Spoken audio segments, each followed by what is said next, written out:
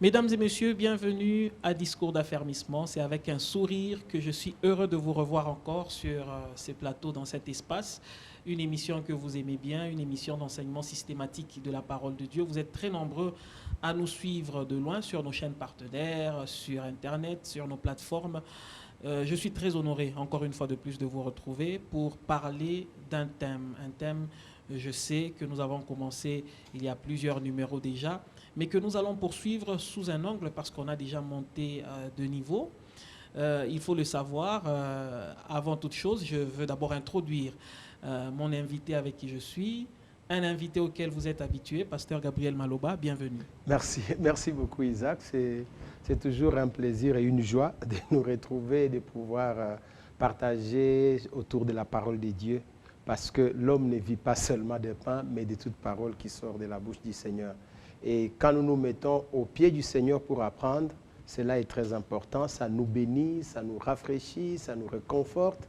Et même nous recevons par la même occasion les orientations du Seigneur pour que nous puissions remporter la victoire. Parce que n'oublie pas, nous avons cru au Seigneur pour que nous soyons du côté de ceux qui remportent des victoires. Alors, le principe de cette émission est simple. Il dit, connais la parole de Dieu en profondeur, pratique-la de tout ton cœur, tu accomplis ainsi sa justice. D'ailleurs, le pasteur, dans son introduction, l'a montré. La parole de Dieu est authentique. La parole de Dieu nous dirige. Et avec les situations qu'ont traversé d'ailleurs le monde pendant un temps, on s'est rendu compte que Dieu existe. Il n'y a pas un moment où on a cherché la prière ou Dieu comme celui-ci dans un cas de pandémie universelle. D'ailleurs, un mot, pasteur, par rapport à cela, parce qu'il y a à ce jour beaucoup de gens qui sont désespérés. On a vu des gens même qui ne cherchaient pas Dieu auparavant le chercher. Vous savez, des moments comme ça, Dieu est un Dieu des circonstances, maître des temps, qui suscite des occasions et des opportunités pour nous ramener vers lui. Et nous avons la pleine conviction que des situations comme celles que le monde est en train de traverser, même au pic de la pandémie, c'est pour interpeller la conscience de chacun de nous. Donc tu n'as pas vraiment raison de désespérer. Il y a une solution.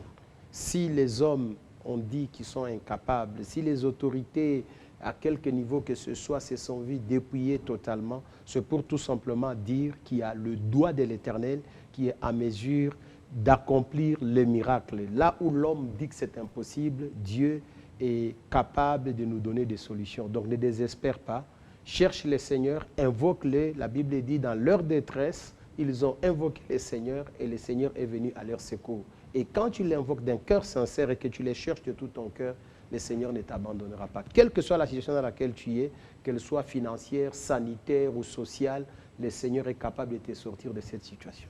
Alors, le Seigneur qui est capable de nous sortir de cette situation, nous le cherchons de plusieurs manières. Et ici, sur ce plateau, dans cette émission, c'est à ses pieds pour apprendre. Et avec vous, pasteur, nous sommes déjà sur un thème, le chrétien face au combat spirituel, que vous avez abordé d'ailleurs avec beaucoup d'enthousiasme. Vous avez expliqué beaucoup de choses.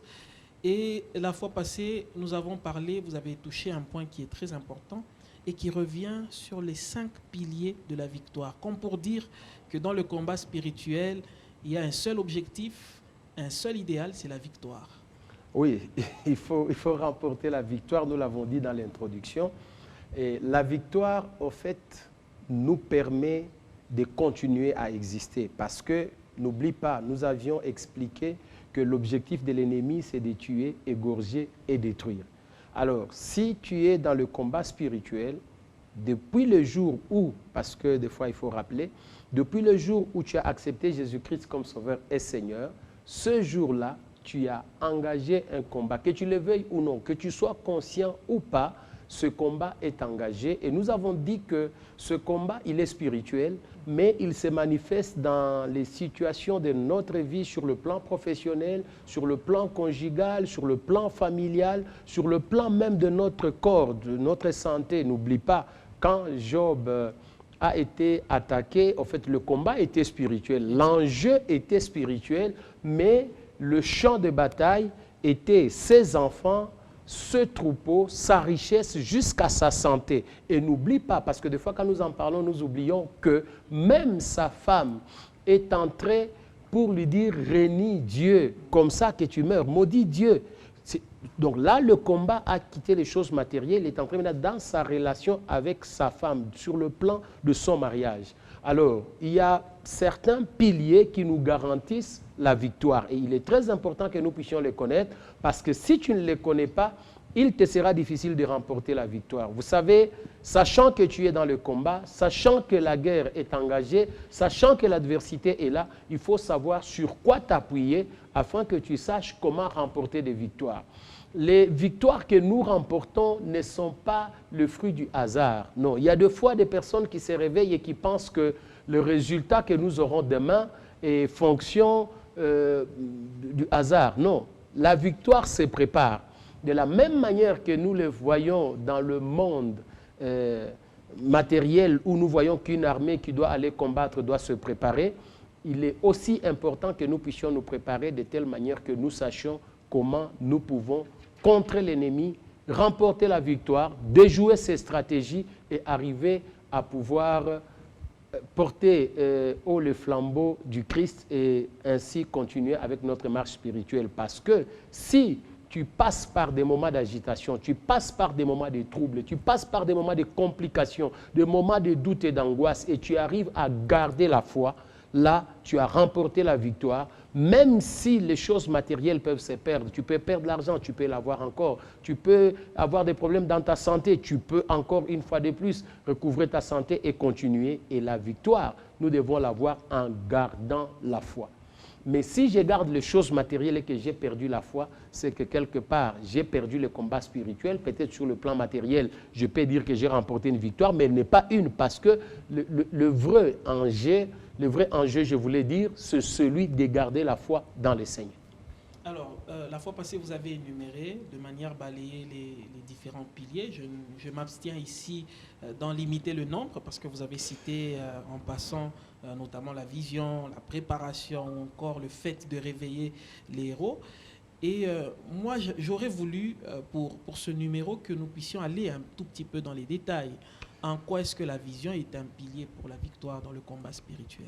Je préfère que nous puissions lire, comme ça pourra nous aider. Nous lisons dans le livre de Joël, chapitre 3, à partir du 9e verset. Ça pourra nous aider à pouvoir partager sur bien des choses. Alors nous lisons Joël, oui, chapitre 3, à partir du 9e verset. Je rappelle aux téléspectateurs que nous utilisons ici la version Louis II de la Bible. Joël, chapitre 3, à partir du 9e verset, la Bible dit « Publiez ces choses parmi les nations, préparez la guerre, réveillez les héros, qu'ils s'approchent, qu'ils montent, tous les hommes de guerre, de vos royaux forgez des épées, et de vos serpes des lances.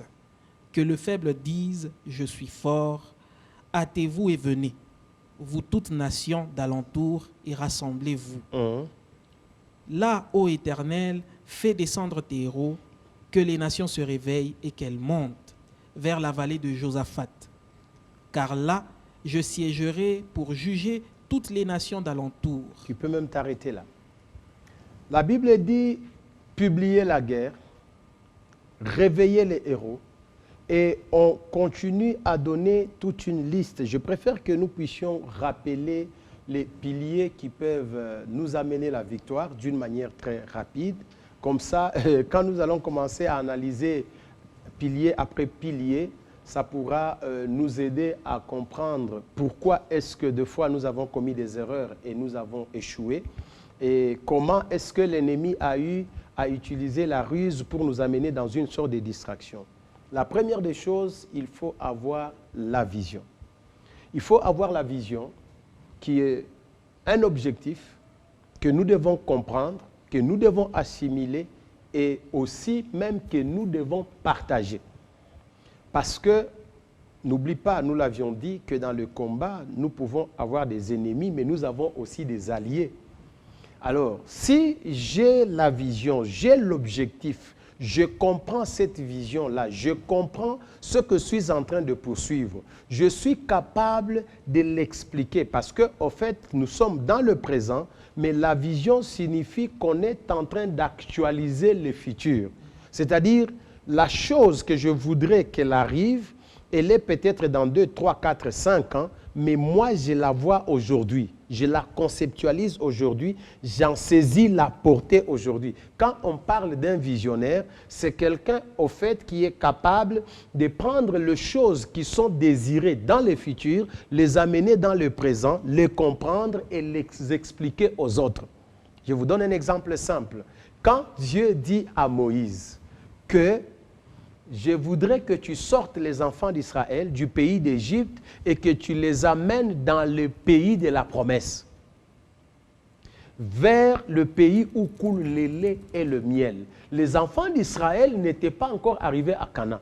Maintenant, il fallait que Moïse leur explique ce qu'ils vont vivre, qu'est-ce qu'ils vont hériter, où est-ce qu'ils vont partir. Mais pendant ce temps, ils étaient en Égypte. C'est pour ça que, comme nous allons le voir un peu plus loin, la vision n'est pas comprise par tout le monde.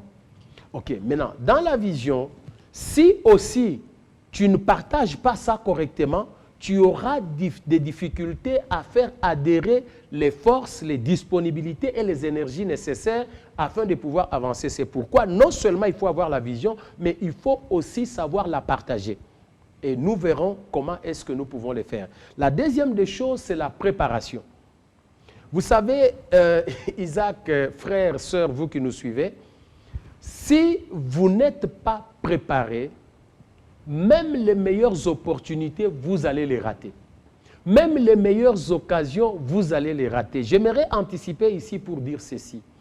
Les meilleurs résultats, les meilleures victoires ne sont pas quelque chose qu'on découvre, c'est quelque chose qu'on prépare. Il faudrait être préparé pour arriver à découvrir ou à savoir comment est-ce qu'on peut saisir les opportunités. Il y a plusieurs personnes qui ont déjà raté des occasions de victoire, parce que quand nous parlons de la victoire, nous sommes en train de parler de tout résultat satisfaisant que nous avons et dans les domaines où nous sommes. Non seulement nous avons ces résultats satisfaisants, mais nous devons garder notre intimité avec le Seigneur, sachant que nous sommes dans le combat spirituel. Et quand vous n'êtes pas préparé, vous êtes pris par surprise, et même les bonnes opportunités, vous les ratez, les meilleures occasions, vous les ratez, et les résultats durables, les victoires durables ne sont jamais fortuites. C'est toujours le fruit d'une préparation.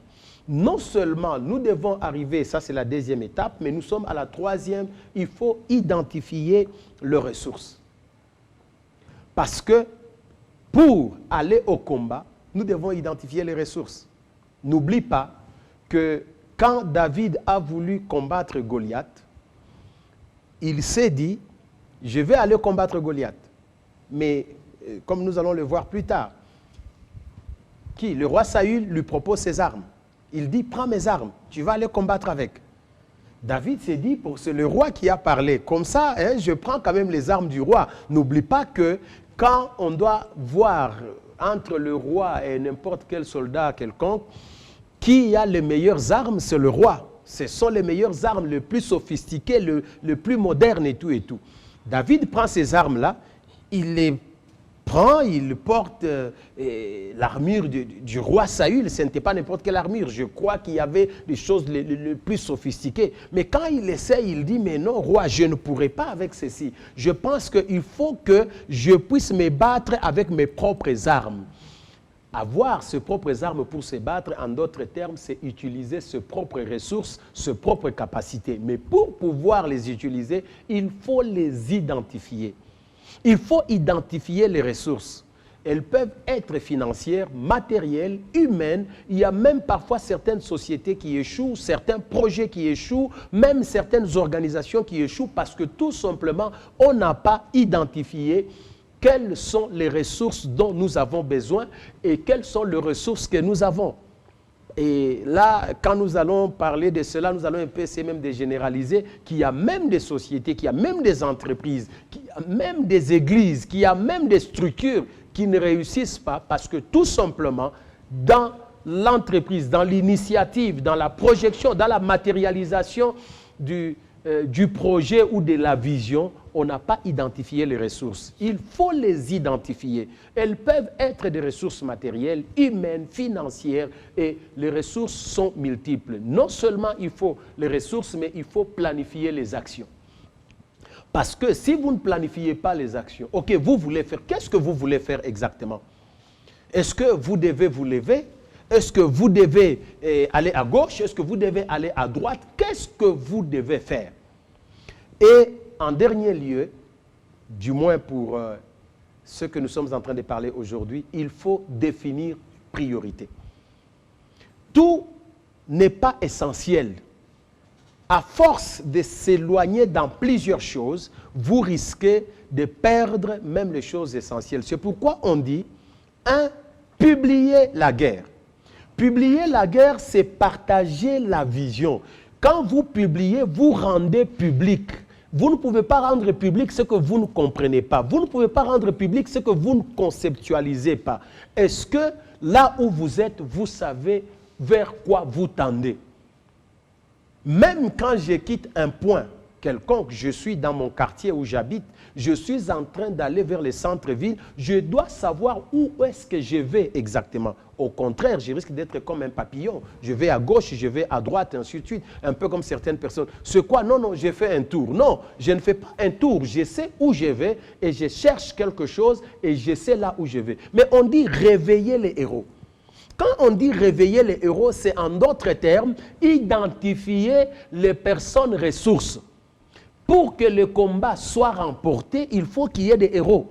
Vous savez, tout le monde peut faire certaines choses, mais il y a des personnes qui sont spéciales. Il y a des personnes qui sont extraordinaires. Il y a des personnes, quand elles sont à vos côtés et qu'elles sont en train d'entreprendre, vous sentez que vous réussissez.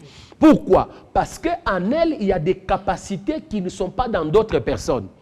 Et malheureusement, il y a des personnes qui ont tué leurs héros. Il y a des personnes qui ont oublié leurs héros. Ils sont partis au combat. C'est un peu comme Israël. J'expliquais ça un jour dans un séminaire, dans une conférence à Colosie. J'ai dit, vous savez, moi, ce qui me surprend toujours, c'est que la plupart des temps, il y a des gens qui veulent être à l'endroit où ils ne peuvent rien faire. Les grands frères de David sont partis au combat. Ils sont allés, ils étaient avec Saül, avec toute l'armée d'Israël. C'est une bonne chose. Ils se sont levés, ils sont partis.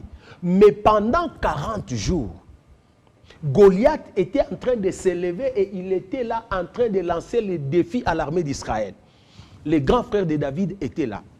Personne n'a levé son petit doigt pour dire, mais toi, comment est-ce que tu peux insulter l'armée du Dieu vivant?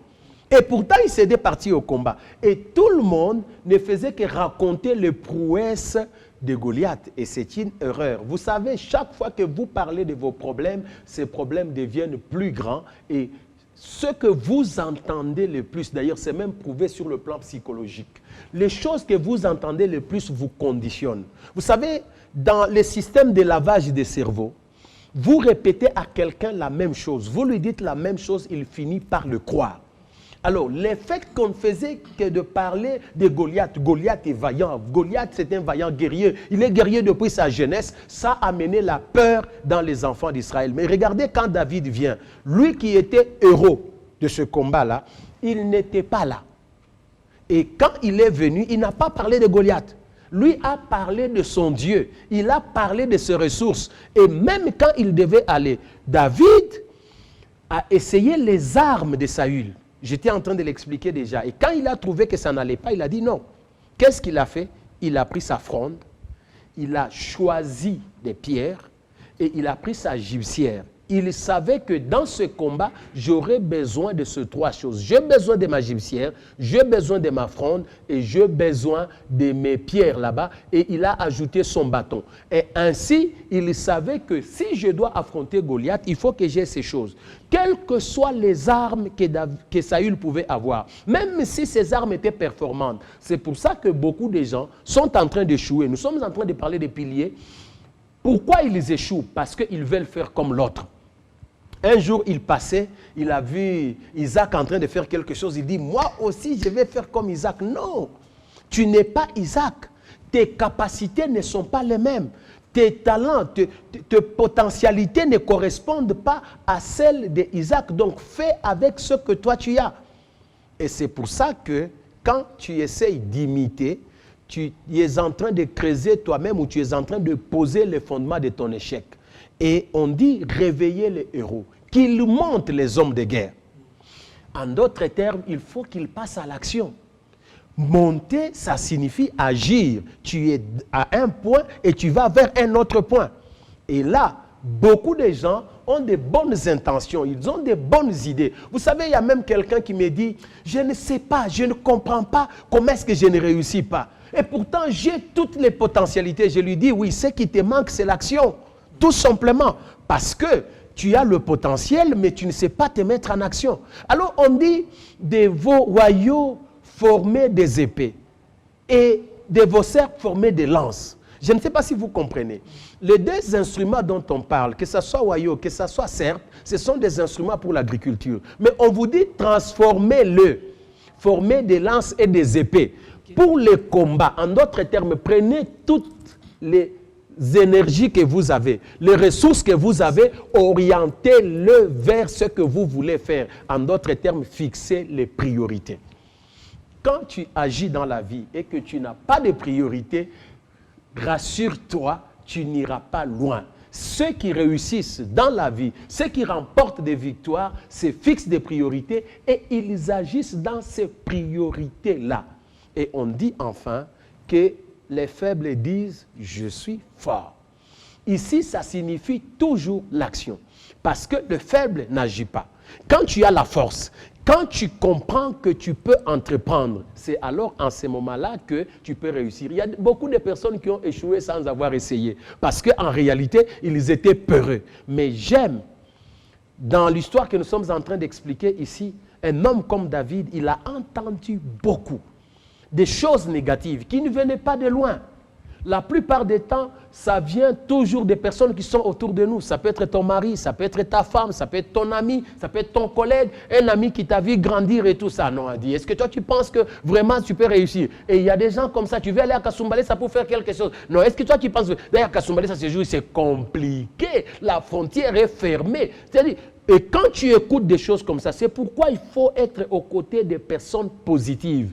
Elles vous communiquent la foi, elles vous communiquent l'audace et la force pour que vous puissiez continuer. Et tant que vous n'agissez pas en fonction de ces choses, c'est compliqué. Alors, quand le prophète Joël est en train d'en parler, il est en train de nous donner, au fait, les différents piliers qui peuvent nous permettre de remporter la victoire. Alors, peut-être pour ne pas, pour qu'on puisse avoir le temps au moins d'aborder ne fût-ce qu'un pilier sur ce que vous avez énuméré, il y a quand même une chose qui m'a marqué, pasteur, pendant que vous étiez en train de parler. Nous parlons du chrétien face au combat spirituel et des piliers de la victoire. Donc, en d'autres termes, la victoire part d'une initiative. Si je comprends bien. Parce que la plupart des chrétiens, quand il a reçu les promesses de Dieu, il est dans l'église, il se dit, bon, je suis un enfant de la destinée. Je suis dans la destinée de Dieu. Comme si cette destinée, ce sont des événements qui arriveront forcément, même sans initiative. Peut-être essayer un peu d'éclairer sur ce point. Donc, la victoire, c'est une initiative. Merci beaucoup. Il y a beaucoup de gens qui aiment toujours dire, non, vous savez, Dieu lui-même sait. Mais nous savons tous que Dieu sait. Ça, c'est certain. Donc, Dieu sait. Ça, c'est vrai. Mais qu'est-ce que toi, tu sais? Vous comprenez? C'est là qu'il y a le problème. Parce que si tu ne comprends pas quelle est la pensée de Dieu et que tu abandonnes tout en disant « Dieu seul sait », c'est qu'en réalité, toi, tu ne veux rien entreprendre. Et la plupart des temps, il y a des personnes qui échouent, pas parce que Dieu n'a pas préparé une victoire pour eux ou que Dieu ne les a pas destinés à la victoire, c'est la plupart des temps une incompréhension ou alors une méconnaissance de la manière dont Dieu agit. La vraie victoire se prépare. La vraie victoire se cherche. Et la victoire, on la poursuit. Si tu ne la poursuis pas, tu ne l'atteindras pas. J'aimerais que nous puissions lire dans Genèse chapitre 12.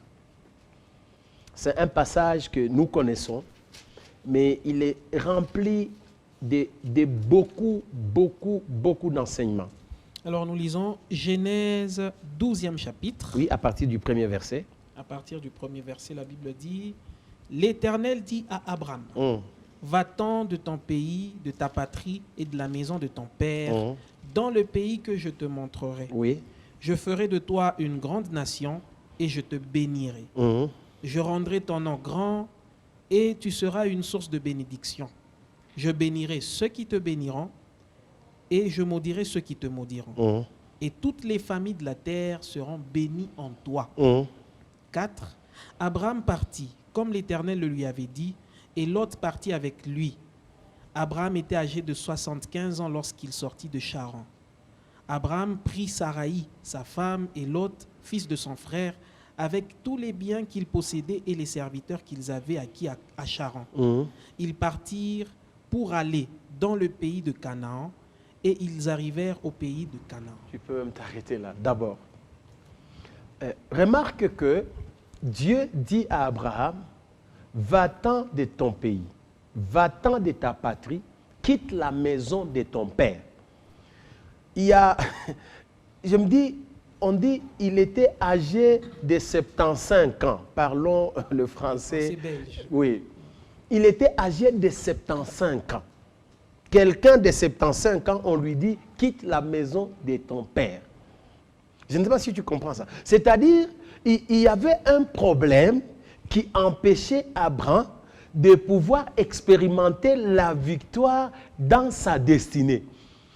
Il avait une situation compliquée parce que quand nous rentrons dans le chapitre 11e, et nous allons y rentrer intentionnellement pour que nous puissions comprendre pourquoi Dieu insiste. Dieu lui dit, va-t'en, va dans le pays que je t'indiquerai. Dieu est obligé de donner à Abraham la vision. Il dit, ce pays-là, je vais te le donner. Je te bénirai. Je rendrai ton nom grand. Qu'est-ce qui pouvait motiver Abraham à partir? C'est la vision que Dieu lui présente. Comme il a compris que Dieu lui dit, je vais te donner ce pays-là, je rendrai ton nom grand, je te bénirai, tu seras une source de bénédiction, c'est devenu le moteur qui était en train de pousser Abraham à agir. Même s'il pouvait rencontrer des obstacles, même si les chemins étaient longs, comme il avait la vision, comme il comprenait ce que Dieu allait faire avec lui, alors il pouvait agir. La plupart des temps, nous échouons, nous nous décourageons parce que nous n'avons pas de vision. Qu'est-ce que tu poursuis? Qu'est-ce que tu cherches? À quoi est-ce que tu aspires? Qu'est-ce que tu vois dans l'avenir que tu voudrais devenir, atteindre ou faire, mais tu es encore ici? Parce que quand Dieu dit à Abraham, je rendrai ton nom grand, son nom n'était pas encore grand. Quand il dit je te bénirai, il n'était pas encore béni. Quand il dit je te ferai source de bénédiction, il n'était pas encore source de bénédiction. C'est-à-dire, quand Dieu lui présente ces choses-là, ça devient la force nécessaire qui anime Abraham de partir. Même s'il était fatigué, il dit ça. Même si Saraï s'oppose, il dit non, je ne pars pas. Il dit madame, nous devons partir parce qu'il y a quelque chose qui nous attend là-bas. Tu comprends pourquoi est-ce que la vision est très importante? C'est le pilier, c'est le moteur qui nous anime à pouvoir continuer. Pourquoi est-ce que je peux continuer à me battre? Pourquoi est-ce que je peux continuer à servir le Seigneur? Pourquoi est-ce que je peux continuer? Parce qu'il y a quelque chose que Dieu me présente. Cette chose, je ne l'ai pas encore. Elle est dans le futur, mais le Seigneur me montre que c'est pourquoi Jésus, chaque fois, il dit à ses disciples, je vais vous préparer une place. Il est important que je parte.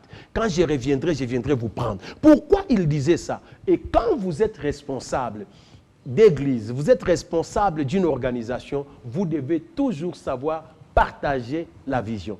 Parce que si les personnes autour de vous ne comprennent pas ce que vous voulez, ils peuvent même détruire l'initiative et la pensée que vous avez parce que tout simplement ils ne comprennent pas. Et un général d'armée, un officier qui guide ce collaborateur ou le peloton ou le bataillon ou je ne sais pas moi quelle autre brigade ou quoi que ce soit, il doit partager avec ses collaborateurs la vision pour dire voici nous poursuivons ceci, nous devons remporter la victoire en récupérant telle ville, nous devons remporter la victoire en atteignant telle ligne, en atteignant telle frontière. Et quand cela est, ça devient la source de motivation. J'aimerais que nous puissions rentrer dans le chapitre 11e, à partir du 27e verset jusqu'au 32e. Alors, Genèse chapitre 11, de 27 à 32, la Bible dit, « Voici la postérité de Térach. » Oui. Genèse 11, de 27. Oui. « Voici la postérité de Térach. Oui. Térach engendra Abraham, Nachor et Haran. Haran engendra Lot. Oui. Et Haran mourut en présence de Térach son père, au pays de sa naissance, à Ur, en Chaldée. Abraham et Nachor prirent des femmes. Le nom de la femme d'Abraham était Saraï, et le nom de la femme de Nachor était Milka, fille d'Haran, père de Milka et père de Gisca. Okay. Saraï était stérile, elle n'avait point d'enfant. Térach prit Abraham, son fils, et Lot, fils d'Haran, fils de son fils, et Saraï, sa belle-fille, femme d'Abraham, son fils. Ils sortirent ensemble d'Ur en Chaldée pour aller au pays de Canaan. Ils vinrent jusqu'à Charan et ils y habitèrent. 32. Les jours de Térach furent de 250 ans et Térach mourut à Charan. Est-ce que tu peux répéter la deuxième partie du verset 31? Alors la deuxième partie du verset 31. Ils sortirent ensemble d'Ur en Chaldée pour aller au pays de Canaan. Ils vinrent jusqu'à Charan et ils y habitèrent. Ils quittent Ur de Chaldée pour aller à Canaan. Mais quand ils arrivent à Charan, ils s'arrêtent. C'est-à-dire, au fait, il y a un problème. Quand vous avez un objectif, il faut savoir l'atteindre jusqu'à la fin. C'est pourquoi la vision doit être claire. Si tu n'as pas une vision claire, si tu n'as pas une vision précise, tu risques d'échouer. Pas parce que les potentialités ne sont pas là, pas parce que le secours de Dieu n'est pas là, mais parce que tout simplement, tu as fait les choses à moitié. Quand ils ont quitté Ur de Chaldée, ils allaient vers Canaan. Mais ils arrivent à Charan, ils s'arrêtent. Pourquoi? Parce qu'Abraham ne comprenait pas. Il était toujours dans la maison de son père. D'ailleurs, on dit c'est Térach qui prie Abraham, son fils, il prend tous ses enfants et tout et tout. Il arrive quelque part, il s'arrête, Abraham aussi s'arrête. Dieu lui dit non, ne t'arrête pas ici. Si eux, ils peuvent s'arrêter ici, mais avec toi, pour que tu sois grand, tu dois arriver jusque-là. Avec la vision, nous évitons de faire les choses à moitié. Quelqu'un qui a la vision sait où il est et où il va. Même s'il trouve des choses qui lui plaisent en cours de route, il comprend seulement que ce sont les ornements de passage, mais j'ai un objectif à atteindre. Alors, c'est ainsi qu'au chapitre 12e, tu vois, maintenant, Dieu lui dit, non, quitte ton pays, quitte ta patrie, ne t'arrête pas à Charan. Ton objectif ou ta destination, ce n'est pas Charan. Ton objectif final, c'est d'aller à Canaan. Ta grandeur t'attend là. Ta bénédiction t'attend là. Ta notoriété t'attend là-bas. Et c'est ainsi qu'il y a plusieurs personnes qui échouent parce que l'objectif, la vision n'est pas bien établie. Et aussi, il y a des personnes, écoutez, quand vous voulez suivre quelqu'un, il faut lui poser la question. Nous allons où? Qu'est-ce que nous faisons? Parce qu'il y a certaines personnes qui sont dans le mouvement. Non, non, venez seulement. Non, non, dites-nous, nous allons où? Même les apôtres, ils ont posé quand même la question. Non? Ils disent, Seigneur, nous avons tout abandonné. Mais nous, là, qu'est-ce que nous pouvons avoir? Dans tout ceci, nous sommes en train de te suivre, c'est vrai, tu as fait des miracles. Mais dans tout ça, qu'est-ce que nous pouvons? Nous devons nous attendre à quoi exactement? Et malheureusement, il y a beaucoup de gens qui ont commencé des églises, ils ne savent même pas où ils vont avec cette église-là.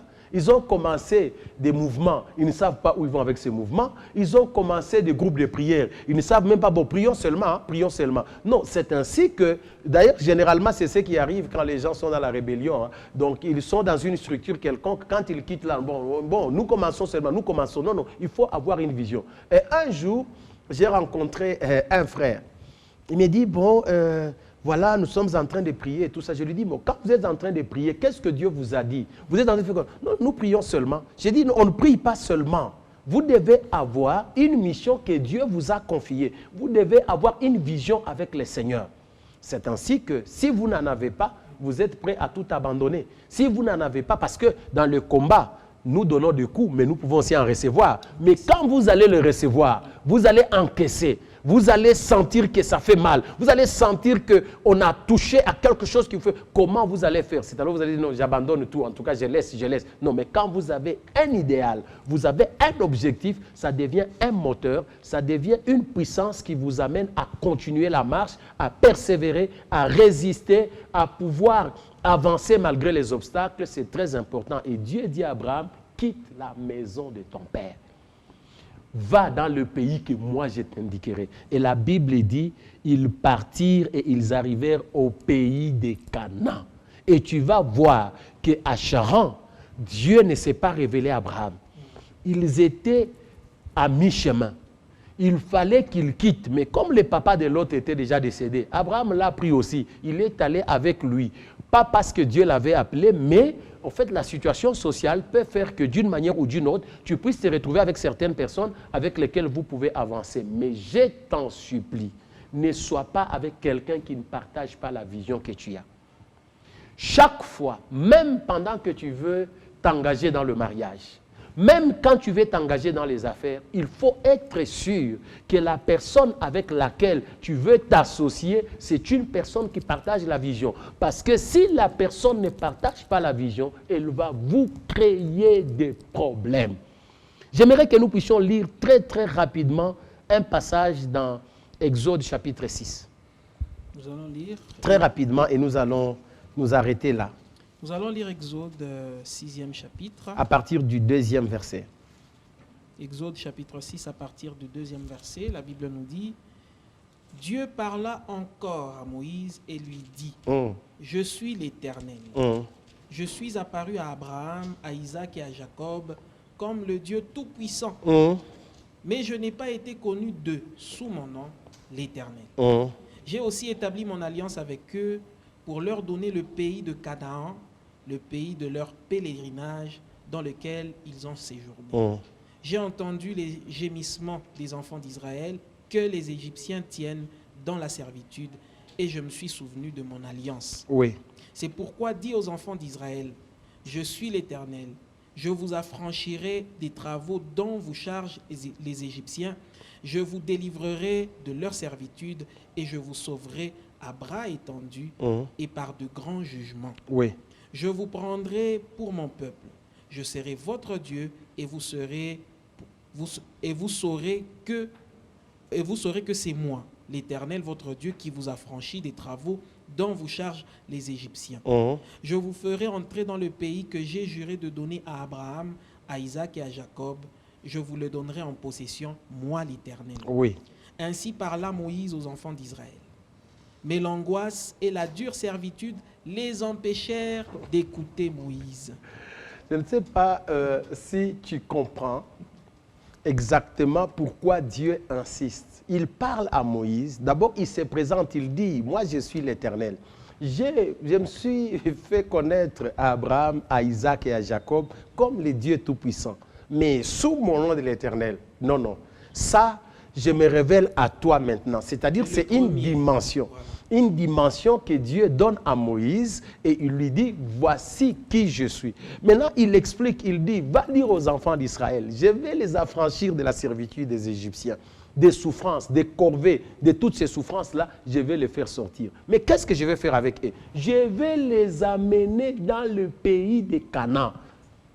C'est ça l'objectif, c'est ça le but. Même s'il y aura quoi que ce soit, voici, vous partez d'un point. Et les gens auxquels Dieu parle là, ils ne sont jamais arrivés à Canaan.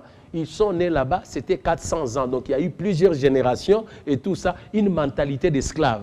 Et une fois, je pense, dans une de nos émissions, j'expliquais pour dire que Moïse a eu des difficultés pour amener les enfants d'Israël à Canaan. Pourquoi? Parce qu'ils sont nés esclaves, ils ont grandi comme esclaves, fils d'esclaves, ils ont vécu comme esclaves. Alors quand on leur parle de la liberté, ils ne peuvent pas comprendre. C'est pourquoi vous avez vu qu'en chemin, ils ont eu des difficultés. Vous avez vu qu'en chemin, ils se sont opposés à Moïse.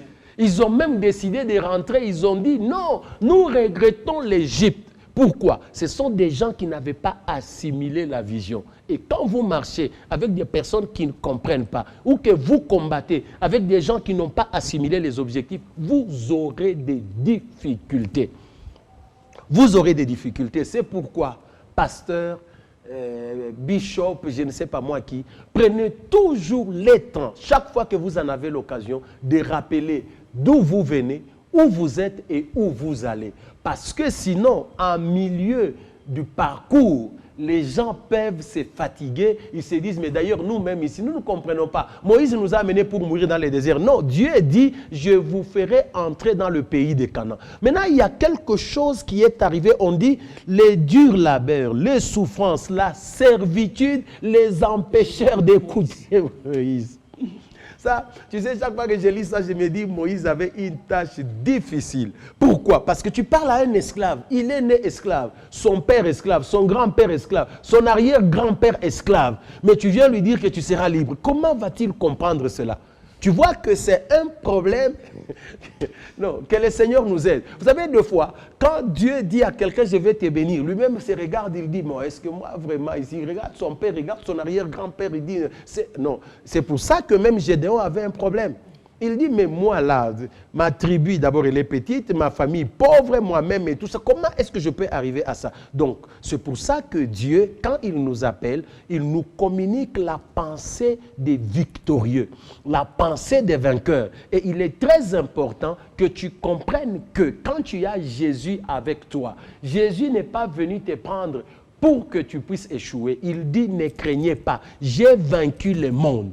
Et il n'a pas seulement vaincu le monde, mais il a vaincu même le prince de ce monde et toutes les royautés, toutes les divinités, les autorités, les dominations, les principautés. Jésus les a vaincus. Alors, si nous comprenons que nous sommes appelés à vivre victorieux, nous avons cette pensée, cette compréhension que le Seigneur ne nous a pas appelés pour échouer, mais c'est pour la réussite. Cela nous permettra, cela nous motivera, cela nous permettra d'avancer. J'aimerais te dire réellement que le Seigneur n'échoue jamais.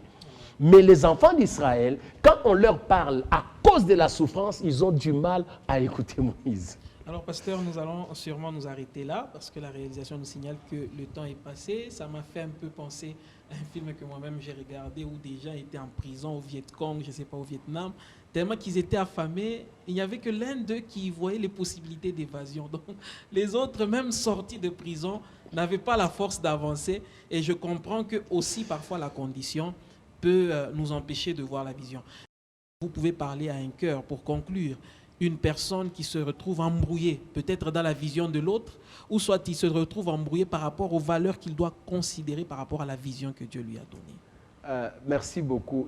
C'est très important parce que sans vision, on n'a pas de direction. C'est ça la réalité des choses. Et sans vision, il n'y a pas d'initiative réelle. C'est pourquoi nous étions en train d'insister pour dire, quand Dieu nous appelle, il nous montre ce que nous devions devenir. Et le cas d'Abraham, nous le voyons. Le cas de Moïse et le peuple d'Israël aussi, nous le voyons. C'est-à-dire, Dieu voyait la grandeur pour Abraham.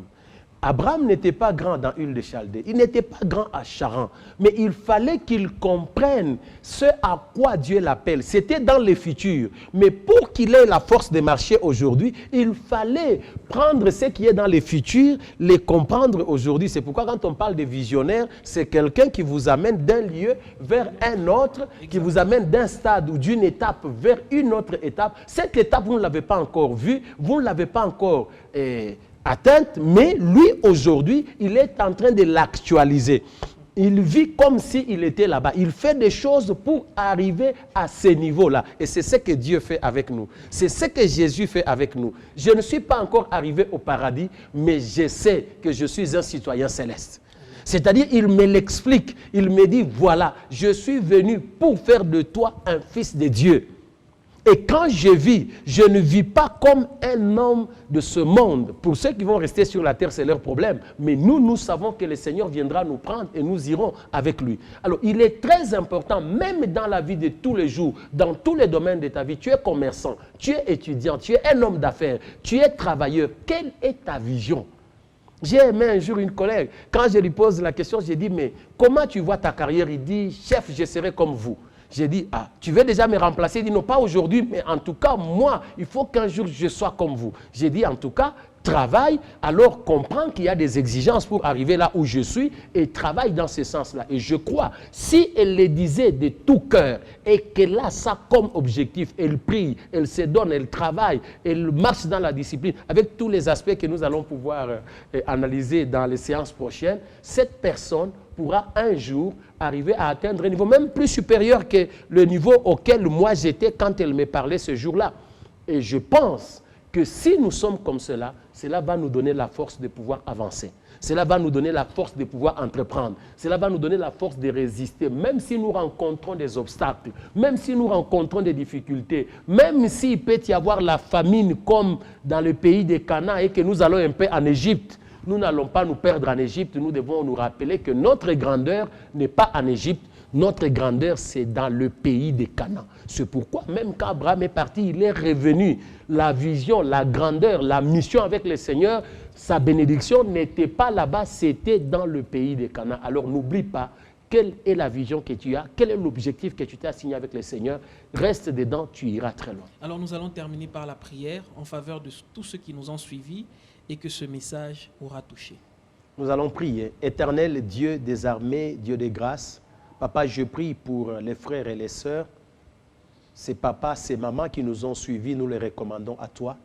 Nous implorons ton aide et ton secours, Seigneur. Tu nous appelles à la victoire, mais dans cette victoire, nous devons comprendre où nous sommes, où est-ce que tu nous amènes et de quelle manière nous pouvons y arriver. Père, je te prie en ce moment de pouvoir clarifier, fixer la pensée, l'idée, la conception, l'objectif de mon frère et de ma soeur qui tâtonnaient, que ce soit sur le plan du ministère, que ce soit dans les affaires, que ce soit sur le plan professionnel ou dans tout autre domaine éternel où, Père éternel, mon frère et ma soeur étaient en train de réfléchir et se poser des questions où il en est, que le Saint-Esprit éclaire sa pensée au nom de Jésus et que tu puisses l'aider et le soutenir, Seigneur. Fixe notre pensée, accorde-nous une vision claire et nette, Seigneur, afin que nous sachions où nous allons et comment nous pouvons y arriver. Merci Père, nous bénissons chacun et nous nous recommandons sous ta grâce au nom de Jésus.